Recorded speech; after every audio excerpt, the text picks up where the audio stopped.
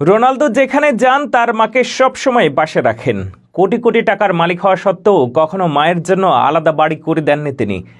একবার তার সাবেক গার্লফ্রেন্ড তাকে প্রশ্ন করেছিল, তাকে অথবা মায়ের মধ্যে যে কোনো একজনকে বেছে নিতে হবে রোনালদোকে। প্রত্যুত্তরে পর্তুগিজ ফুটবল গ্রেট বলেছিলেন, একজন নারীর জন্য কখনোই আমি আমার মাকে হারাতে পারবো না।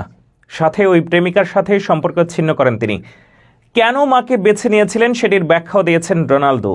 তিনি বলেন, সম্পর্ক ভেঙে যাওয়ায় আমার মধ্যে কোনো অনুশোচনা ছিল না। আপনি জানেন, যখন আমি ছোট ছিলাম তখন মা আমার কাপড় ধুয়ে দিতেন, ঘর পরিষ্কার করতেন, আমাকে খাওয়াতেন। ফুটবল খেলার জন্য তিনি আমাকে জুতা কিনে দিয়েছেন। তাকে আমি কিভাবে ছাড়ব? মা শব্দটা প্রতিটা পুরুষের জন্যই অত্যন্ত গভীর আর শ্রদ্ধার। এই একটা নারীর জন্যই তো আমরা সফল হই, বাঁচতে শিখি, বাঁচার অনুপ্রেরণা পাই। মায়ের নিরলস পরিশ্রমের কারণেই আমরা জীবনের প্রতিটা ধাপ অতিক্রম করতে পারি, যেমনটা হয়েছিল ক্রিশ্চিয়ানো রোনালদোর জীবনে। পর্তুগালের মাদেইরা অঞ্চলে শৈশব কেটেছিল এই ফুটবল তারকার।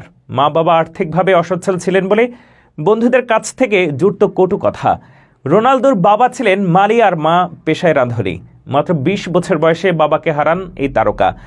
সেই শৈশব থেকে রোনালদোর পুরো দুনিয়া যেন মাকে ঘিরেই। আর তাই তো ফিফা ব্যালন ডি'অরের পুরস্কার নিয়ে মায়ের হাতে তুলে দিয়েছিলেন তিনি। সেই মাকে নিয়েই একবার প্রশ্ন তুলেছিল তার সাবেক বান্ধবী। রাশিয়ান বিখ্যাত মডেল ইরিনা শায়েকের সঙ্গে গভীর প্রেম ছিল CR7-এর, কিন্তু সেই প্রেম সুন্দর পরিণতি পায়নি। ৫ বছর প্রেমের পর ২০১৫ সালে বিচ্ছেদ হয় ক্রিশ্চিয়ানো রোনালদো আর ইরিনা শায়েকের। নেপথ্যে কারণ রোনালদোর মা মারিয়া ভিয়ের্স দা অ্যাভেইরো। সম্পর্ক নাটকের পেছনে ইরিনার দায়টাই অবশ্য বেশি ছিল। রাশিয়ান মডেল সম্পর্কটা এমন জায়গায় পৌঁছে দিয়েছিলেন যেটা রোনালদোর জন্য সিদ্ধান্ত নেওয়াটা কঠিন ছিল। মা অথবা বান্ধবী, দুজনের একজনকে বেছে নেওয়ার জন্য রোনালদোকে চাপে ফেলেন তিনি। শেষ পর্যন্ত মাকেই বেছে নেন যুবরাজ। তার কাছে দুনিয়ার সবচেয়ে গুরুত্বপূর্ণ মানুষটা তার মা, তাই তো জন্মদাত্রীর জন্য বান্ধবীকে ত্যাগ করতে ২ বার ভাবেননি তিনি। একবার এক সাংবাদিক ক্রিশ্চিয়ানো রোনালদোকে জিজ্ঞাসা করেছেন, তোমার মা এখনো তোমার সাথে থাকে কেন?